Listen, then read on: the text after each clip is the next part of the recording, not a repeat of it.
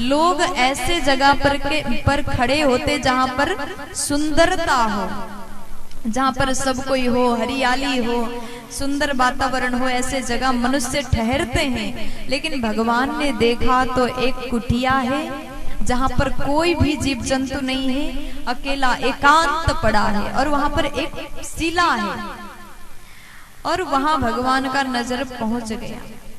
गुरुदेव से पूछा, गुरुदेव ये आश्रम ऐसा क्यों है, ये जगह इतना एकांत क्यों है, यहाँ पर जीव जंतु क्यों नहीं है, क्या हुआ था और ये शिला कैसा है?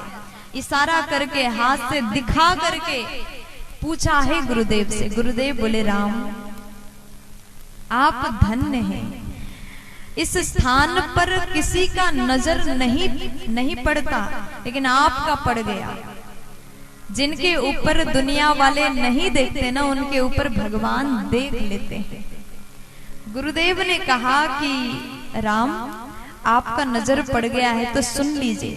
पूरी कथा गुरुदेव ने बयान करके विस्तार के साथ में राम जी को सुनाया।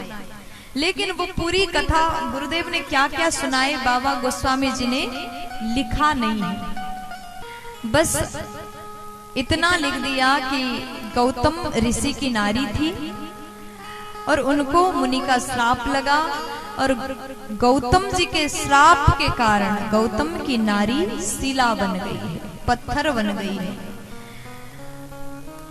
गौतम नारी श्राप बस उपल देह धरी धीर, शरणा कमला रज चाहती, कृपा करहु रघुवीर। गुरु विश्वामित्र कह रहे हैं कि राम ये गौतम ऋषि की नारी है और उनके श्राप द्वारा ये पत्थर बन गई है, आपके चरण कमल के रज को चाहती है, इसलिए कृपा कर दीजिए। देखो यहाँ पर ये बात क्लियर होता है कि गुरु के माध्यम से भगवान के चरण रज को प्राप्त किया जा सकता है। विश्वामित्र जी ने कह दिया, जाइए कृपा करिए, चरण कमल रज प्रदान करिए।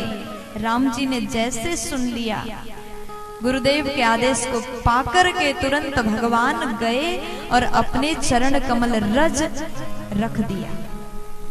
उसके बाद चरण कमल रज का स्पर्श होते ही भगवान ने चरण नारी के ऊपर नहीं रखा, रज रखा है, धूल रख दिया अपने चरणों के धूल।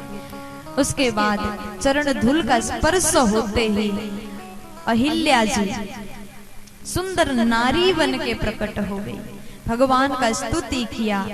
और उसके बाद मैया कहती हैं, प्रभु आज हमको ऐसा लग रहा है कि उस समय हमारे पतिदेव ने हमको श्राप नहीं आशीर्वाद दिया था।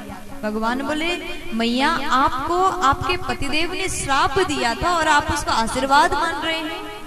लेकिन अहिल्या जी बोली कि आज हमको समझ में आया, उस टाइम तो हमको भी लग रहा था कि हमें श्राप मिला, लेकिन वो श्राप के कारण से हमने आपके चरण रज को पाया है, इसलिए हमें आज महसूस हो रहा है वो श्राप ने भी हमें आपको प्राप्त कराया, वो श्राप आशीर्वाद में बदल गया।